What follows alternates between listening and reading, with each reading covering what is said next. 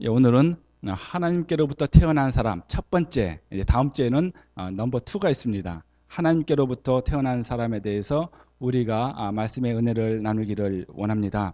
오늘 본문에는 하나님께로 난 사람으로 되어 있어요. 근데 태어났다는 표현이 더 이렇게 실감나게 들려서 하나님께로부터 태어난 사람이란 제목으로 지어 보았습니다. 혹시 자기 자신이나 또한 자녀들이 태어났을 때 그 모습이 혹시 기억나는 분 계십니까?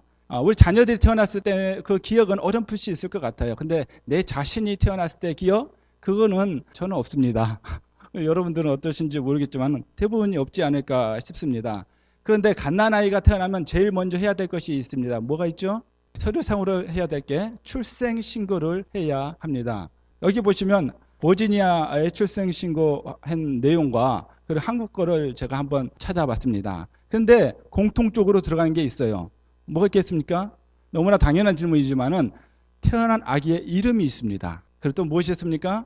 엄마, 아빠의 이름이 항상 같이 있는 것을 볼 수 있습니다. 그래서 이 출생증명서를 보면 부모님과 그 자녀의 관계를 알 수가 있습니다. 특별한 일이 없는 한 육신의 부모로부터 태어났다면 이 한 번에 출생신고를 하게 되어 있습니다. 그런데 2번 출생신고하는 사람들이 있다는 것이죠. 그 사람들이 어떤 사람들이냐면 바로 하나님께로부터 태어난 사람들입니다. 구원받은 사람들은요, 출생신고를 2번 하게 되어 있음을 여러분 기억하시기를 바랍니다. 그 부모가 누굽니까? 하나님 아버지가 되십니다. 출생신고를 누가 해주시죠? 우리 하나님 아버지께서 직접 생명책에 기록하시는 줄 믿습니다. 그래서 우리 출생신고를 몇 번 한다고요?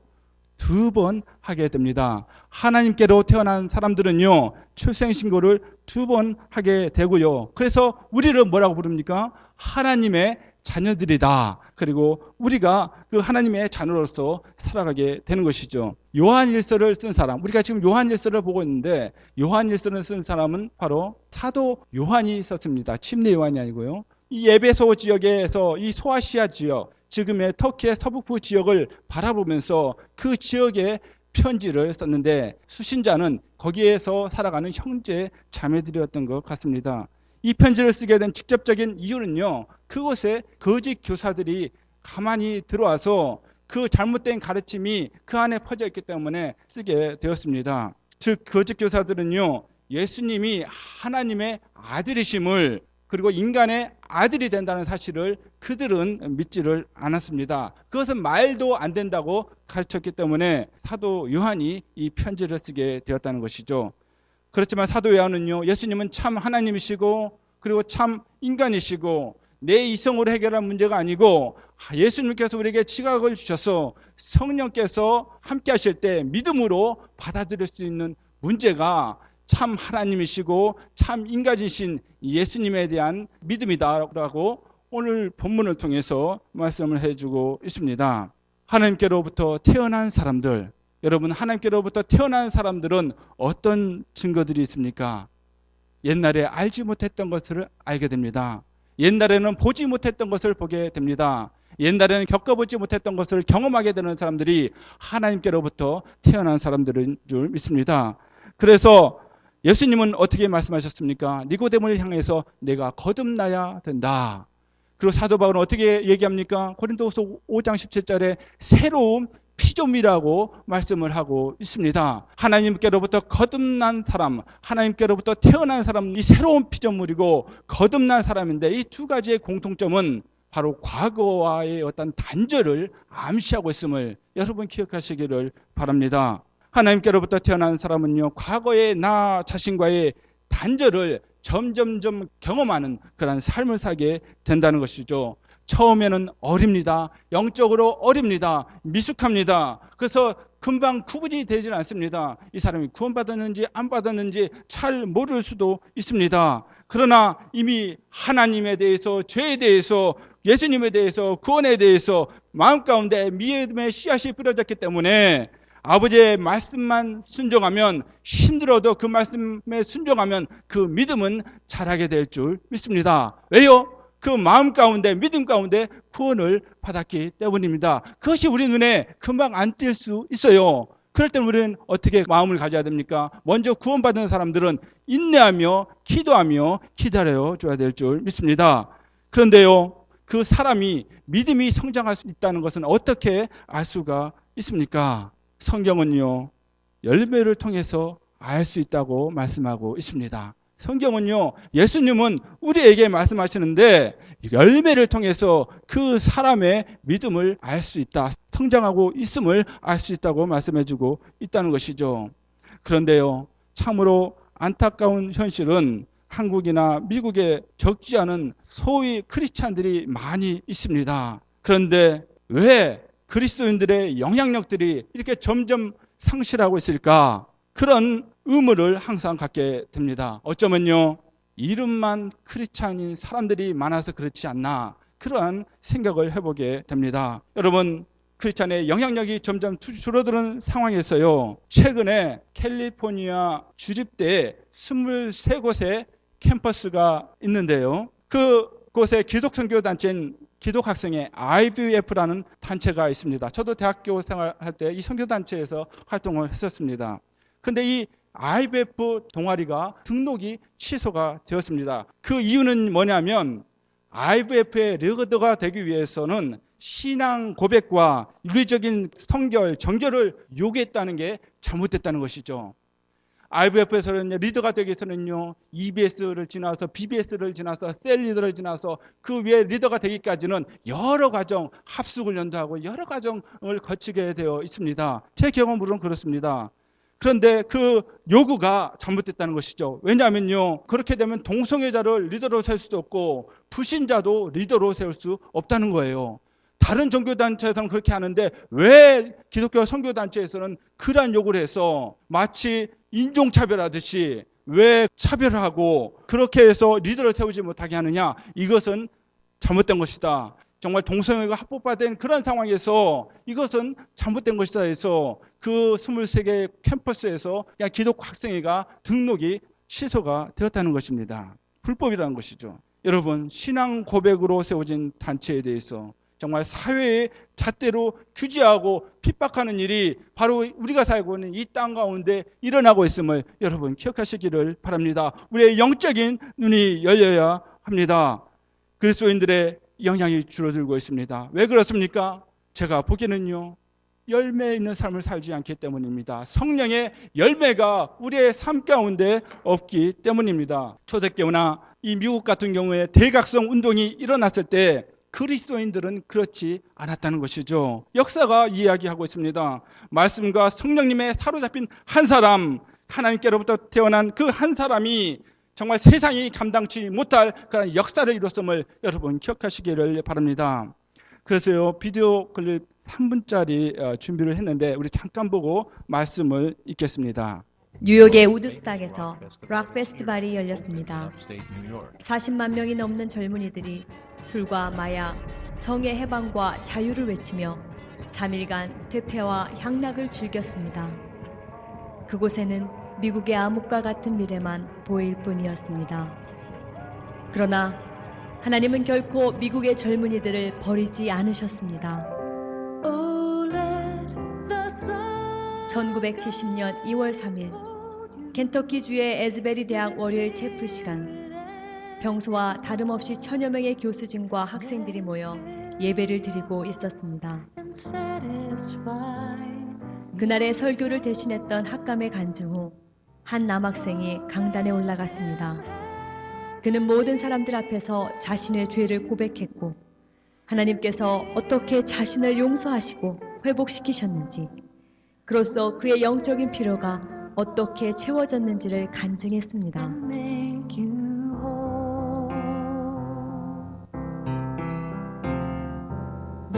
그 순간 성령께서 온 회중 가운데 역사하기 시작하셨습니다. 그들의 마음이 뜨거워졌고 눈에는 눈물이 흘렀습니다. 이어 계속해서 학생들이 올라와 마치 제단 앞에 마음을 토하는 것처럼 자신의 죄를 고백하고 회개하였고, 온 회중은 거룩한 하나님의 임재 앞에 하나가 되어 조용히 울면서 기도하고 찬양했습니다.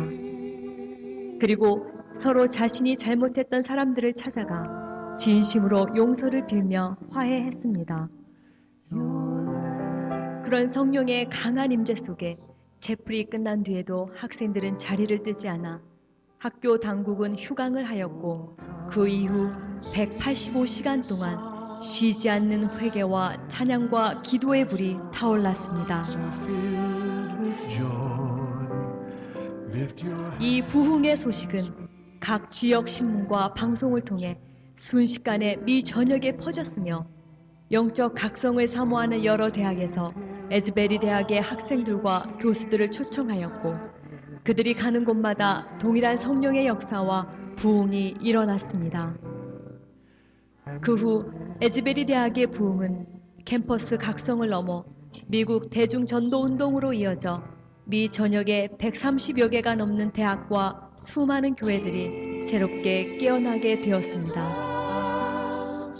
나아가 1995년 하워드 페인 대학, 휘튼 대학의 부흥, 그리고 2006년 또다시 일어난 에즈베리 대학 부흥의 불씨가 되었습니다. 하나님께로부터 태어난 한 사람이었습니다. 그 한 사람의 회개가, 고백이 정말 미국 전역을 회개의 장소로 변화시키는 놀라운 역사가 실제적으로 이 미국 땅에서 일어났음을 여러분 기억하시기를 바랍니다. 제가 믿는 건요, 지금도 하나님께서 역사하시면 동일한 역사가 이 땅 가운데 일어날 줄 믿습니다. 우리가 하는 게 아니라는 것이죠. 성령께서 역사시고 하나님께로부터 태어난 그 한 사람이 주님께 드려질 때, 산 제물로 드려질 때 놀라운 역사가 일어날 줄 믿습니다. 여기서 제가 중요한 말씀 한 가지 드리기를 원하는데요, 하나님을요 우리가 믿습니다. 근데 단지 주여 주여 고백한다고 정말 하나님의 자녀가 되는 것이 아니라는 것입니다. 단지 하나님 아는 지식이 있다고 하나님의 자녀가 되는 것이 아니라는 것입니다. 예수님이 뭐라고 말씀하셨습니까? 주여 주여 하는 자마다 천국에 들어갈 것이 아니라고 말씀했습니다. 야고보 형제는 어떻게 얘기합니까? 마귀들도 하나님을 믿고 떤다고 말씀하고 있습니다. 마귀도 압니다. 주여 주여 하는 자마다 천국에 들어갈 수 없다고 분명히 예수님께서 말씀하셨습니다. 물론 주여 주여 하는 고백이 중요합니다. 우리의 고백이 필요합니다. 입으로 시인을 해야 합니다. 그렇게 해야 합니다. 그러나 그렇다고 모든 사람들이 구원받는 것은 아니라고 성경은 말씀하고 있고 예수님은 말씀하고 있음을 여러분 기억하시기를 바랍니다.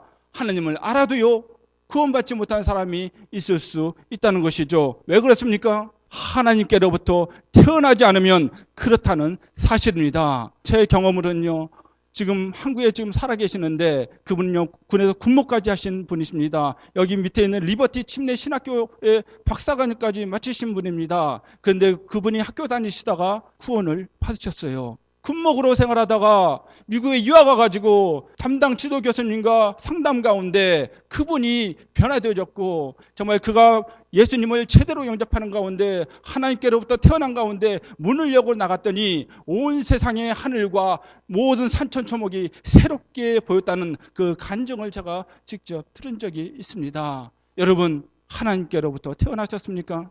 하나님께로 태어난 사람은 그 삶 가운데 열매가 있어야 될 줄 믿습니다. 하나님께로 태어난 사람은요 분명히 변화의 열매가 있음을 여러분 믿으시기를 바랍니다.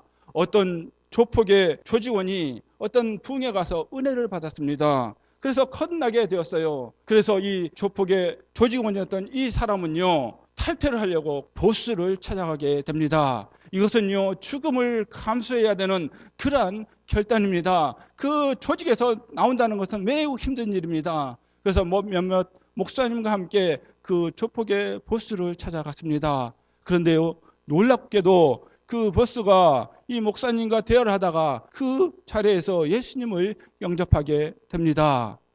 그래서 그가 신앙생활을 하게 됐는데 나중에 1년이 지나서 그 보스를 다시 찾아가게 됐는데 이 보스가 아직도 조직폭력 생활을 하고 있는 것이 발견되었습니다. 그래서요 구원상담을 했던 이 목사님이 다시 그 보스를 찾아갑니다. 왜 당신은 그때 예수님을 영접했다고 했으면서 아직도 이 생활을 하고 있습니까? 그랬더니 이 보스가 뭐라고 얘기했는지 아십니까? 아니 크리스찬 교사도 있고 크리스찬 경찰도 있는데 왜 크리스찬 조폭은 안 됩니까? 그렇게 얘기했다는 거예요. 여러분, 이 보스가 구원받은 게 맞습니까? 저는요, 구원받지 못할 가능성이 거의 확실하다고 생각을 합니다. 왜냐하면요, 하나님의 빛을 받아서 하나님께로부터 태어난 사람은 어둠 가운데 이웃을 해하는 그 삶 가운데 더 이상 살 수 없음을 믿습니다. 그렇지만 그 가운데 계속 살고 있다는 것은 아직 하나님께로부터 태어나지 못했다는 증거라는 것이죠. 여러분, 전 행위 구원을 말씀드린 것이 아닙니다. 제가 믿는 것은요, 절대 믿음으로, 절대 은혜로 우리가 구원을 받음을 믿습니다. 저는 그렇게 믿어왔고요, 그렇게 믿고 있고요, 앞으로도 죽을 때까지 그렇게 믿을 것입니다. 저는 지금 말씀드린 것은 구원의 열매에 대해서 말씀드리고 있습니다. 하나님께로부터 태어났다면, 정말 응애하고 하나님의 자녀로 태어났다면 새로 태어난 삶의 증거들이 반드시 나타나야 된다는 것입니다. 하나님과의 관계에서, 사람들과의 관계에서 점점 회복되어지는 열매가 나타나게 된다는 것입니다. 그래서 그 네 가지가 오늘 본문에 나와 있는데, 그 중에 두 가지, 하나님과의 관계에서 정말 하나님께로부터 태어난 사람들이 어떻게 열매를 맺는지 그 두 가지를 살펴보기를 원합니다.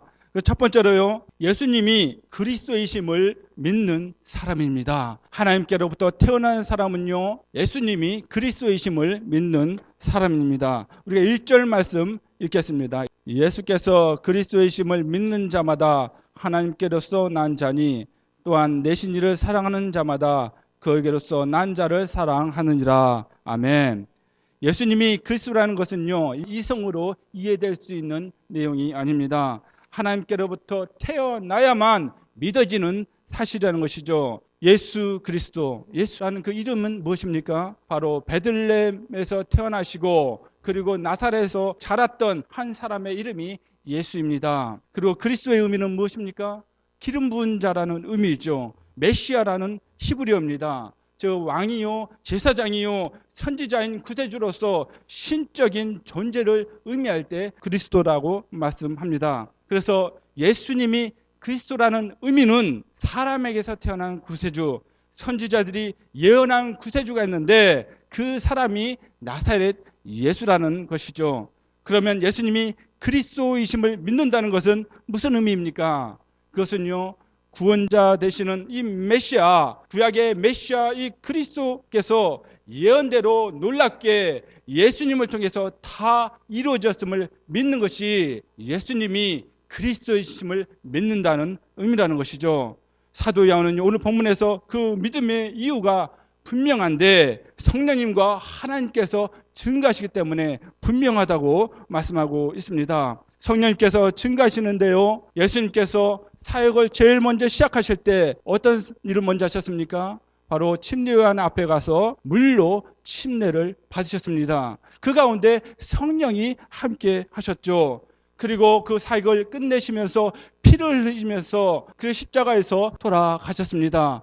그 사역을 마치신 다음에 오순절 후에 성령께서 역사하셔서 예수님이 바로 그리스도이심을, 메시아임을 확실하게 증거하였고요. 그 결과로 제자들이 부활하신 그 예수님을 따라서 그들이 확신을 갖고 복음을 전했습니다. 오늘 본문 5장 6절 8절 말씀, 이는 물과 피로 임하신 자니 곧 예수 그리스도시라. 물로만 아니요 물과 피로 임하셨고 증거하는 이는 성령이시니 성령은 진리니라.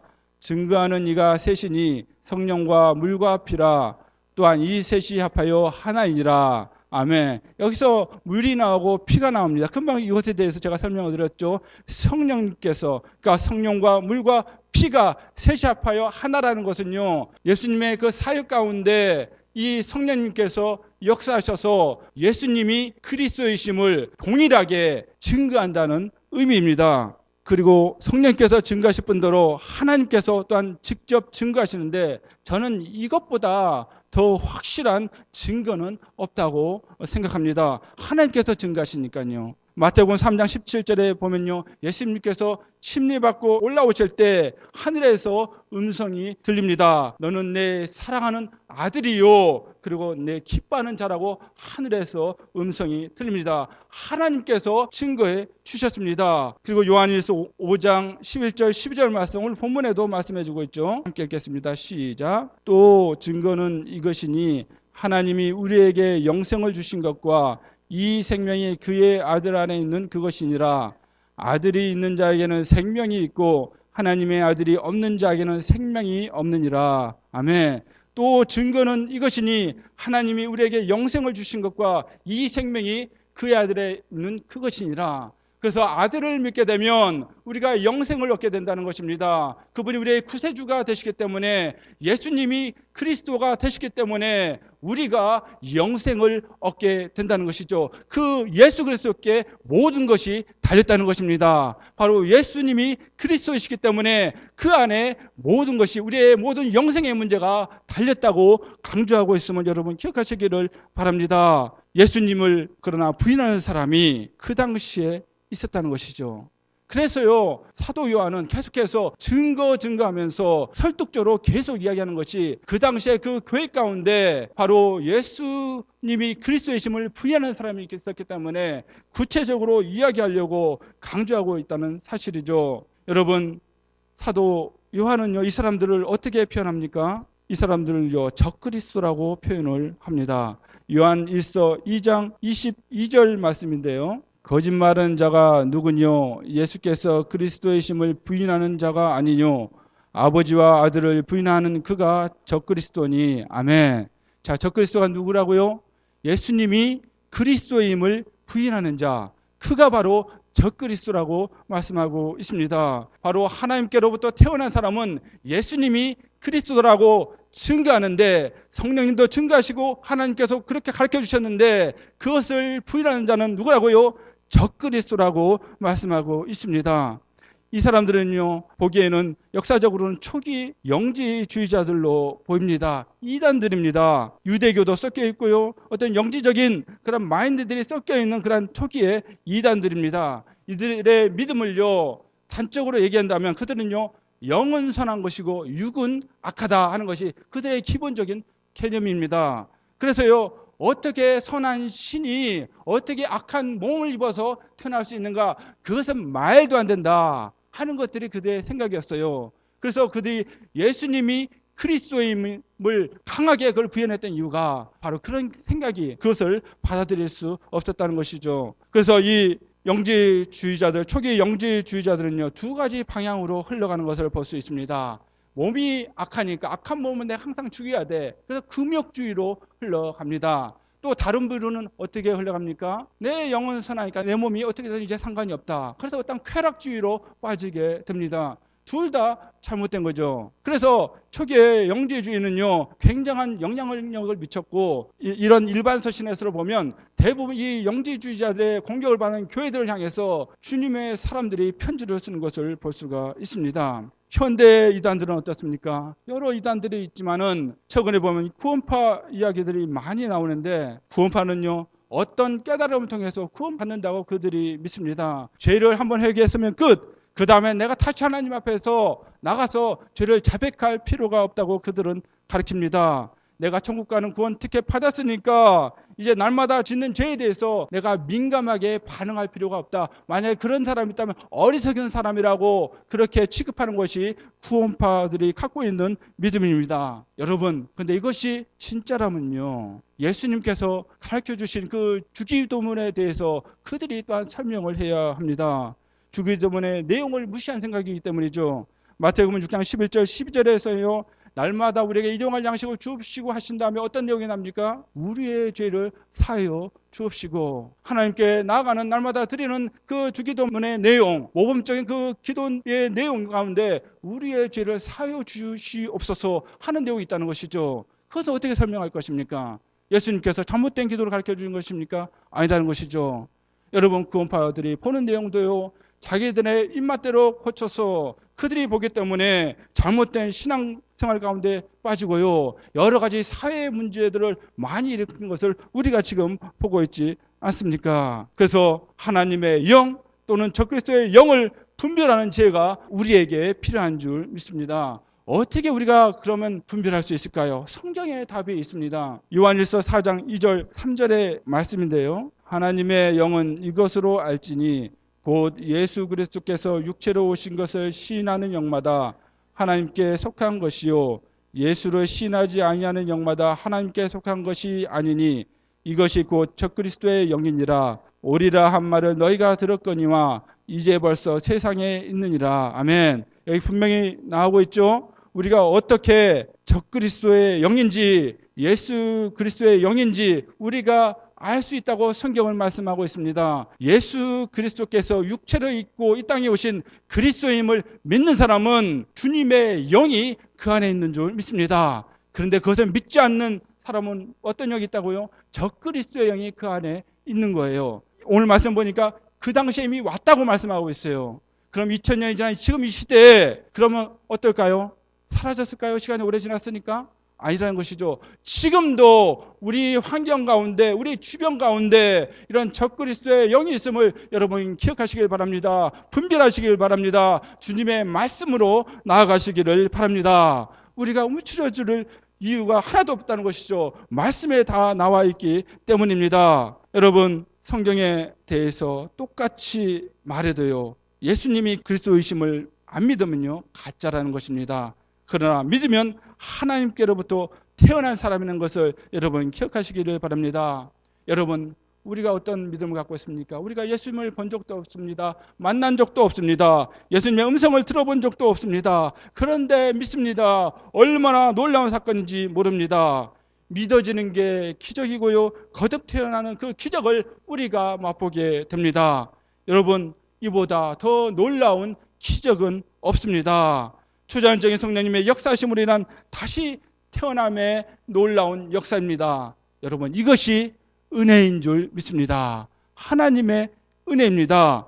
그래서 동일하신 성령님의 도우심으로 하나님께로부터 태어난 사람들의 공통된 간증은 무엇인지 아십니까? 저는 죄인입니다. 예수님은 나의 구주가 되십니다. 나의 주인이 되십니다. 하는 간증을 공통적으로 하는 것을 볼 수가 있습니다. 여러분 우리가 잘 아는 물리학자 아이작 뉴턴이 있습니다. 그가 세상을 떠날 때 그는 건망증이 생겼습니다. 모든 것을 다 잊어버렸다고 합니다. 자신의 나이도 생일도 잊어버렸습니다. 친구나 후배들이 찾아와서 인사해도 알아보지를 못합니다. 평생 같이 했던 친구가 찾아와도요. 자네 누군가 하면서 물을 정도였습니다.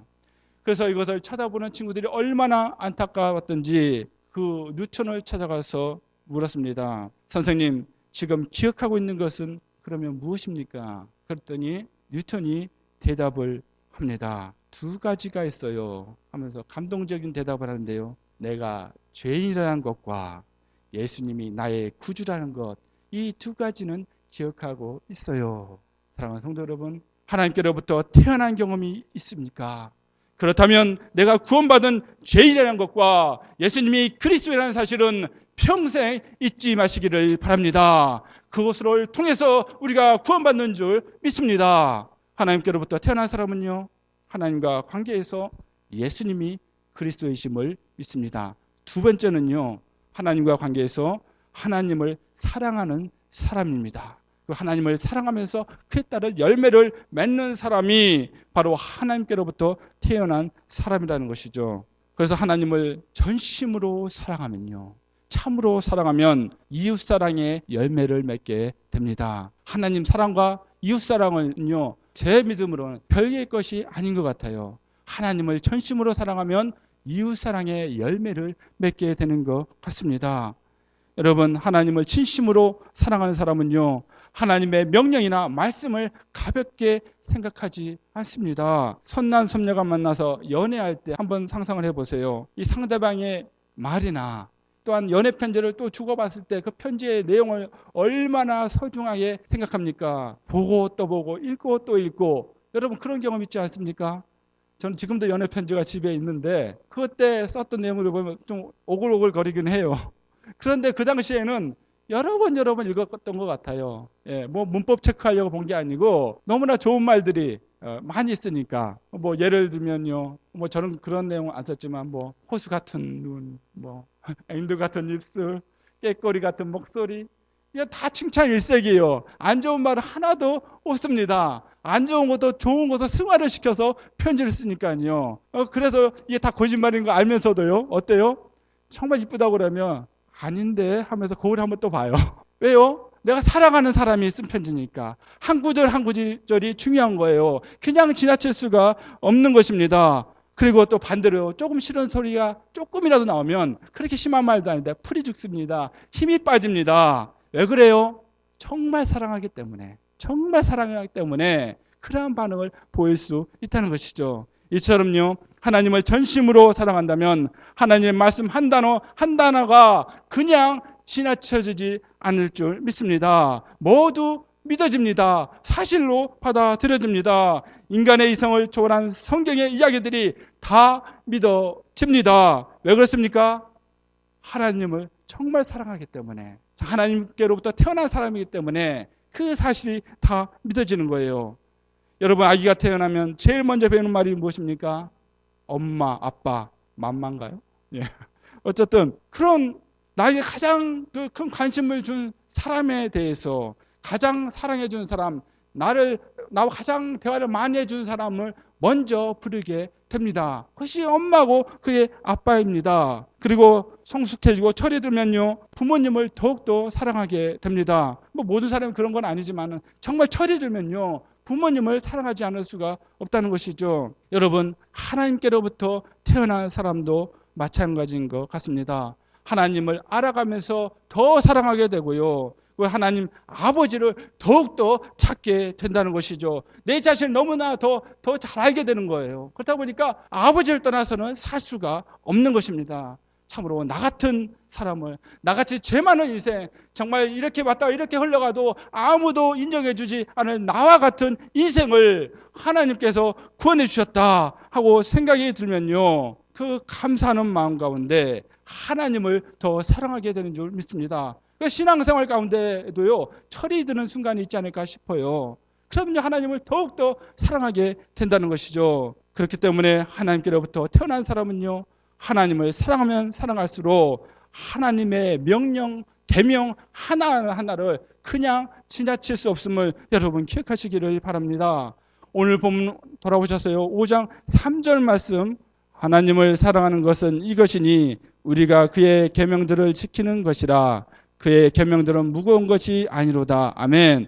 여기 말씀에 분명히 나와 있죠. 하나님을 사랑하는 것은 무엇이라고요? 그의 계명을 지키는 것이다 라고 말씀해 주고 있습니다. 마태복음 22장 36절부터 40절까지 말씀을 제가 읽어드리겠습니다. 선생님이여, 율법 중에 어느 계명이 크니까? 예수께서 가라사대 내 마음을 다하고 목숨을 다하고 뜻을 다하여 주 너의 하나님을 사랑하라 하셨으니 이것이 크고 첫째 되는 계명이요 둘째는 그와 같으니 내 이웃을 내 몸과 같이 사랑하라 하셨으니 이 두 계명이 온 율법과 선지자의 강령이니라. 아멘. 여러분, 여기 첫째는 뭐라고요? 하나님을 사랑하라.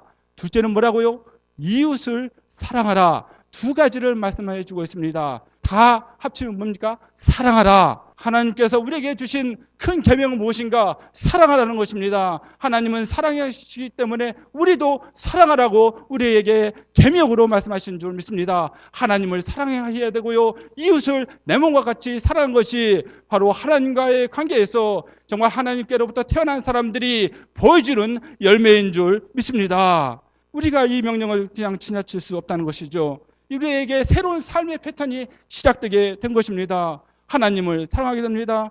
그리고 하나님의 마음이 어디에 있는지 항상 관심을 갖게 됩니다. 하나님께서 안타까워하시는 것, 정말 그 마음을 두고서 눈물을 흘리시는 곳이 어느 곳인지, 내가 하나님을 사랑하기 때문에, 하나님께로 태어났기 때문에 그것에 동일하게 관심을 갖게 된다는 사실이죠. 여러분, 하나님의 마음이 어디 있습니까?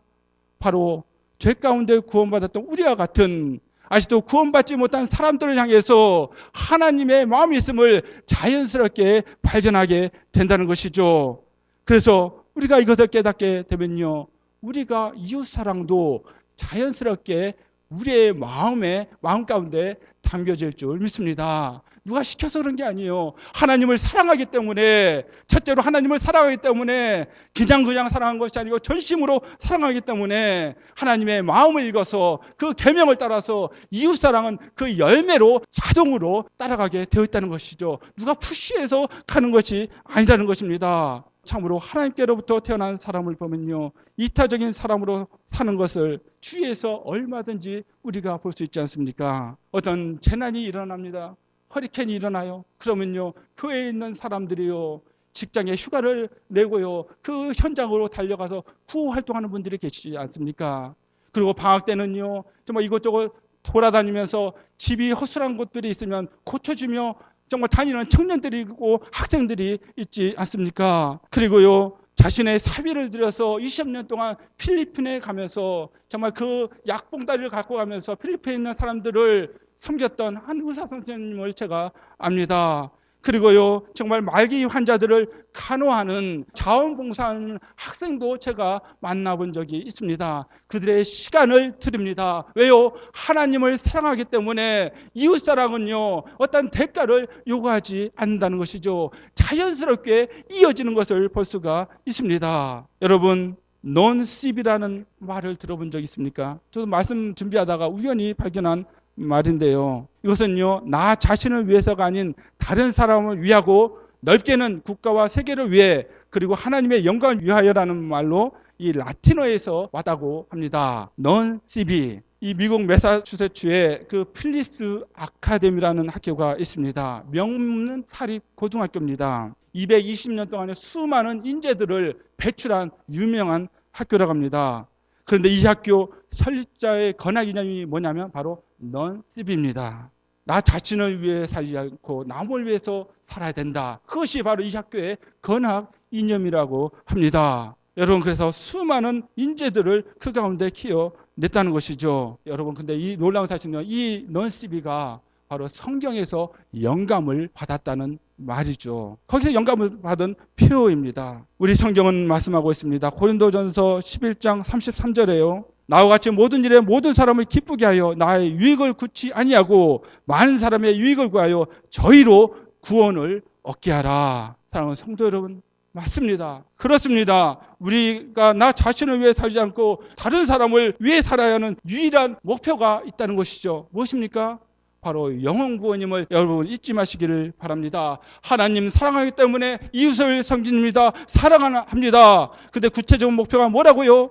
영혼 구원을 위해서 그렇게 살았다고 사도 바울은 고백을 하고 있습니다. 우리가 그렇게 살아야 된다고 우리에게 말씀하고 있음을 여러분 기억하시길 바랍니다. 이것이요, 성경이 말하는 올바른 이웃 사랑이라는 것이죠. 사랑하는 성도 여러분, 우리가 처음에도 말씀드렸지만은 그리스도인의 사회에 대한 영향력이 예전 같지가 않습니다. 크리스찬이 얘기하면요, 그냥 코지고대로 듣지를 않습니다. 제가 보기에는요, 말씀을 통해서 보면요, 우리에게 열매가 없기 때문이 아닌가 생각이 듭니다. 하나님께로부터 태어난 사람들이 보여주는 구체적인 열매들이 없다는 것이죠. 예수님이 그리스도임을 온전히 믿고 살아가는 저와 여러분 되기를 원합니다. 정말 하나님을 전심으로 사랑하셔서 영혼 구원을 이루는 이웃사랑의 삶을 평생 유지해 나가는 저와 여러분 되기를 주님의 이름으로 축원합니다.